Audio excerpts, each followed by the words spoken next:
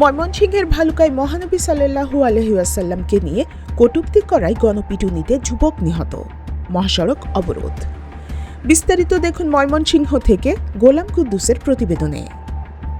ময়মনসিংহের ভালুকা উপজেলায় মহানবী হযরত মুহাম্মদ সাল্লাল্লাহু আলাইহি ওয়াসাল্লামকে নিয়ে কটূক্তির অভিযোগে এক যুবককে গণপিটুনি দিয়ে হত্যার পর লাশ ঝুলিয়ে আগুন দেওয়ার ঘটনা ঘটেছে।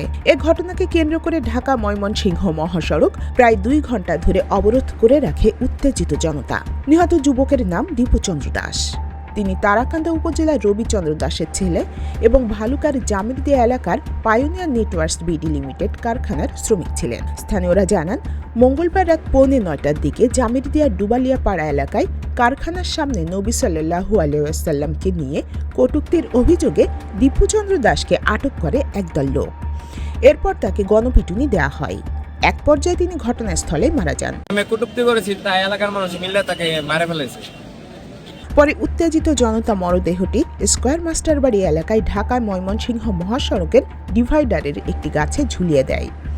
এরপর মহাসড়ক অবরোধ করে উল্লাস করতে থাকে এবং মরদেহে আগুন ধরিয়ে দেয়। এতে মহাসড়কের দুই পাশে প্রায় 30 কিলোমিটার দীর্ঘ যানজটের সৃষ্টি হয়। খবর পেয়ে পুলিশ, সেনাবাহিনী ও উপজেলা নির্বাহী কর্মকর্তা সহ প্রশাসনের ঊর্ধ্বতন কর্মকর্তারা ঘটনাস্থলে পৌঁছে পরিস্থিতি নিয়ন্ত্রণে আনেন। পরে অবরোধ তুলে নেওয়া হলে ধীরে ধীরে যান চলাচল স্বাভাবিক হয়। এই ঘটনাগুলো ঘটেছে, এগুলো সকল কিছুরই আইনি প্রক্রিয়া আছে। আইনি প্রক্রিয়া আমরা এগুলো যাচাই করে দেখবো যে সে আসলে কি করেছে, তার অপরাধ কতটুকু, এবং সেটা আইনগতভাবে আমরা প্রক্রিয়া করার চেষ্টা করবো। এবং আপনাদের এখানে আমরা স্পষ্ট করে বলতে চাই যে নিরপরাধ কেউ এখানে কোনো শাস্তি পাবে না, ঠিক আছে? তাতে আপনাদের এটা নিয়ে কোনো চিন্তা করার কোনো কারণ নাই। এখানে সেনাবাহিনী আছে, এখানে পুলিশ বাহিনী আছে, এখানে আমরা প্রশাসনের আমরা আছি। তো সেক্ষেত্রে আপনাদের কাছে অনুরোধ করবো যে আমাদেরকে আমাদের কাজ শুরু করতে দেন। আপনারা নিশ্চিন্তে বাড়ি ফিরে যান, রাস্তাটা ক্লিয়ার করেন, আর আমাদেরকে আমাদের লাশটা নিয়ে আমাদেরকে যেতে দেন, ঠিক আছে? আপনাদের কাউকে আমরা আটকাচ্ছি না বা কাউকে আমরা গ্রেফতার করছি না, কোনো কিছু করছি না। আমরা এটা পরে যাচাই বাছাই করে তদন্ত করে যেটা করার আমরা পরে ব্যবস্থা নিব। এ ঘটনায় অতিরিক্ত পুলিশ সুপার আব্দুল্লাহ আল মামুন বলেন, পরিস্থিতি বর্তমানে নিয়ন্ত্রণে রয়েছে।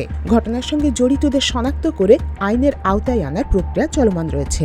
হত্যাকাণ্ডটি ঘটেছে, আমরা সেই ডেড বডিকে আমাদের কাছে নিয়ে এসেছি এবং আইনগত ব্যবস্থা চলমান আছে। ডেস্ক রিপোর্ট, অগ্রযাত্রা প্রতিদিন। অগ্রযাত্রা প্রতিদিন, নির্ভীক প্রত্যয়ে উজ্জীবিত।